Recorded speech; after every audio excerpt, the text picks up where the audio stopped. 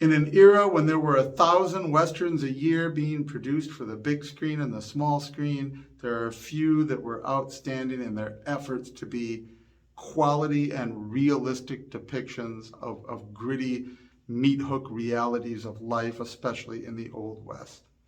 Only about a decade before the Oregon Trail video game would grace the black and green screens of the early computers, though most people my generation wouldn't lay eyes on it until the 80s.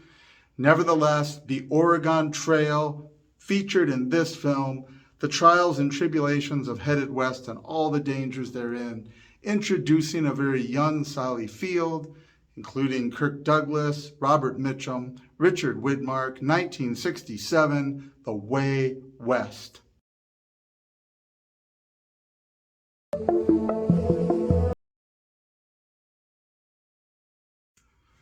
The Way West is excellent, graphic in its detail, and does its best to convey a gritty realism. I say does its best to, it is hampered by some of the expectations of the time.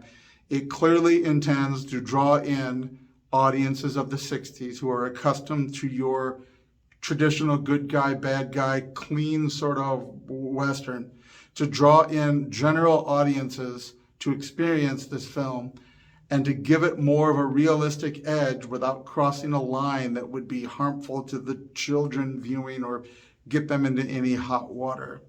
There's some shootings. There's an innocent child, a Native American boy, gets shot in a confusion of identity. He's dressed with an animal skin and crawling, and someone shoots him in the dark. Of course, so you have this child's death, but there's not a drop of blood, and we see his corpse, but it is no indication of any injury to it. Nevertheless, for the time, for them to unveil, they unmask this corpse they've put on a horse for display.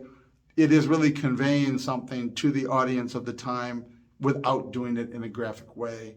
And the man ultimately exposed for shooting the boy, whether justly or unjustly, because it was really kind of a misunderstanding, but it doesn't get there. He gets hung by the neck until dead, and we get the depiction of how his own group of settlers decide they're going to hang him in order to square things away with the Indians, lest there be conflict over the boy's death.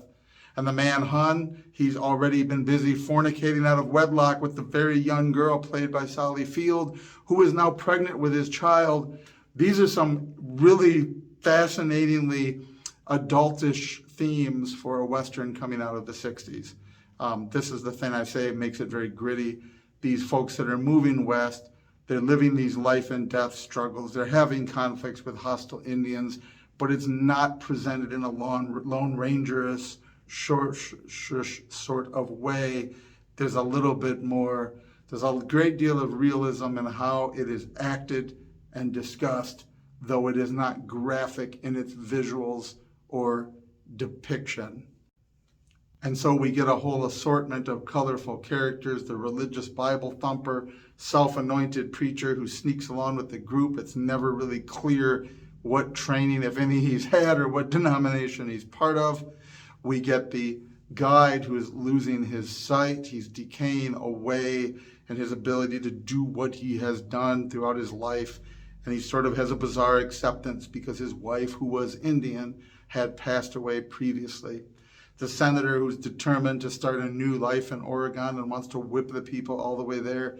The black man who possibly had been a slave at one time. It's not real clear, but there's some discussion about whipping, and the senator in a weird moment having the man whip him because of whatever's going on with him psychologically.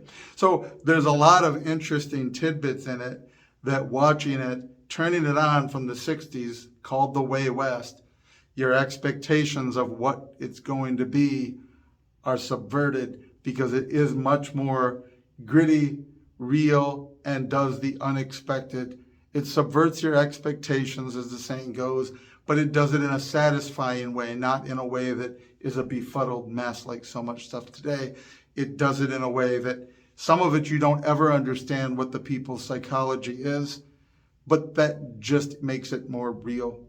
And we get to see all of their travails over various, over rivers, going down steep cliffs and how lowering the wagons. there's a lot of depictions of real things people did in that struggle going west. And ultimately the dynamic of the morals and the moral conundrums they end up in with the marriages that don't work, and the pregnant girl now pregnant with a dead man who cheated on his wife's baby, getting married to a young man in the group, and all of that discussion, which again, that was much more cutting edge to depict that in anything like a family-oriented movie. But the message ends up being a positive one. They all work it out, and they work it out in a way that is beneficial for everybody, and everyone ends up happy. And the guy who killed the boy and cheated on his wife ends up dead, hung by the neck. It's graphic, and yet all these things sort of work out. But we get the woman who loses her mind, the widow of the man who's hung, the way she acts out. She ultimately kills the senator when they're finally right on the edge of success towards the end of the movie. And that really captures, again, that sense of realism, that close to your goal, things happen. That close to your goal does not mean you live happily ever after. Through all of these struggles, the senator starts out as a single father, having lost his wife, loses his son, then he dies himself. But this colony will end up planted on the other side of the continent. It will make it to Oregon. It does. And that city, the outline of a city he dreamed of, obviously it's beyond their ability to build in one lifetime, but they have that dream with them all rolled up and mapped out. So it really does a great job of capturing that era of people that were moving west, looking for a new life, looking for bigger and better things, and even the things they left behind. Some of these folks were already living on what was the frontier. They've built their homes, their barns, their stables, and they leave it all, but they literally just leave it to go even further west in the hopes of better land, better opportunity, a better future.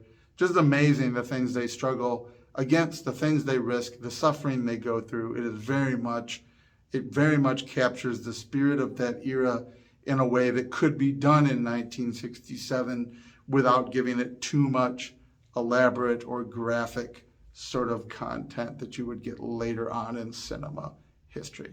So I really enjoyed it. I liked it. It was included with YouTube Premium. So check it out if you haven't seen it. Let me know what you think, and I'll see you next time.